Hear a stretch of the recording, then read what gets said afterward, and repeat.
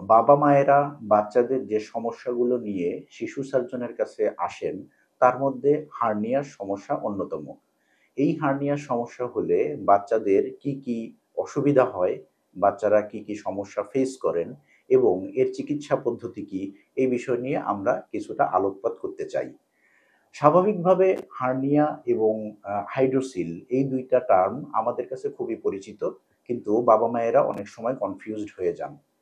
অনেক সময় বাচ্চারা কুচকির ফোলা এবং অন্ডকোষের ফোলা নিয়ে আমাদের কাছে আসেন, এবং এই সময়ে আমরা আসলে বাবা মাকে মোটামুটি অ্যাসিওর করতে চাই যে বিষয়গুলা সমাধানযোগ্য।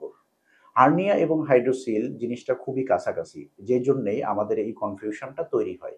হার্নিয়া আসলে কি? হার্নিয়া হচ্ছে, বিশেষ করে আমি যখন হার্নিয়ার কথা বলবো এখন, এটা হচ্ছে কুচকি এবং অন্ডকোষের যে হার্নিয়া সেটার কথা বলবো। এই হার্নিয়া হলে বাচ্চাদের বেশিরভাগ ক্ষেত্রে যেটা হয়, আমাদের পেটের ভেতরের চর্বি অথবা নাড়ি যদি কুচকি হয়ে অন্ডকোষের ভিতরে চলে আসে অথবা কুচকির ভিতরে থেকে যায়, তখন আমরা এটাকে হার্নিয়া বলি। কিন্তু যদি পেটের ভেতর থেকে শুধুমাত্র পানি এসে অন্ডকোষে জমা হয়, তখন এটাকে হাইড্রোসিল বলা হয়। তো এই ধরনের কন্ডিশন নিয়ে বাচ্চারা যখন আমাদের কাছে আসেন, বাবা মায়েরা যখন তাদের বাচ্চাদেরকে নিয়ে আসেন, তখন আমরা এর চিকিৎসা পদ্ধতি, এর সুবিধা অসুবিধা, কি সমস্যা হতে পারে সেই বিষয়গুলো নিয়ে আমরা তাদেরকে বলার চেষ্টা করি। প্রায়ই দেখা যায় বাচ্চারা যখন কুচকির ফোলা অথবা অন্ডকোষের ফোলা নিয়ে আসে, আমরা সবার আগে বের করার চেষ্টা করি যে এই জিনিসটা আসলে কি।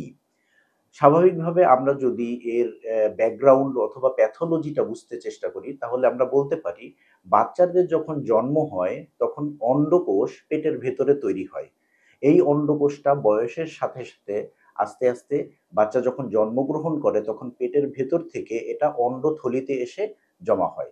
এই অন্ডকোষ যখন আস্তে আস্তে করে নিচের দিকে নামতে থাকে, তখন পেটের ভেতর থেকে কুচকি হয়ে একটা নালী তৈরি হয়।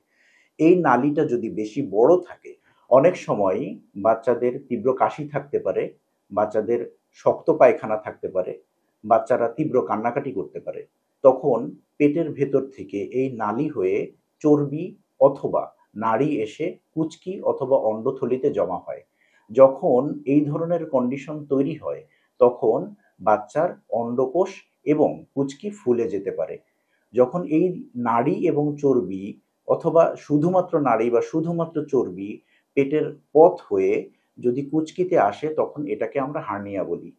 এক্ষেত্রে কুচকির যে নালীটা সেটা যথেষ্ট বড় থাকে, কিন্তু কোনো কারণে এই নালীটা যদি শুধুমাত্র চিকন থাকে, যেটা দিয়ে শুধুমাত্র পানি আসতে পারে, তাহলে সেক্ষেত্রে অন্ডথলিতে পানি জমা হতে পারে। সেই কন্ডিশনটাকে হাইড্রোসিল বলা হয়। আমরা যখন হার্নিয়া ডায়াগনোসিস করি, তখন বাবা মাকে আমরা প্রথমেই যে জিনিসটা বলি সেটা হচ্ছে যে হার্নিয়া ডায়াগনোসিস করার পরে যত দ্রুত সম্ভব অপারেশনটা করে ফেলা ভালো।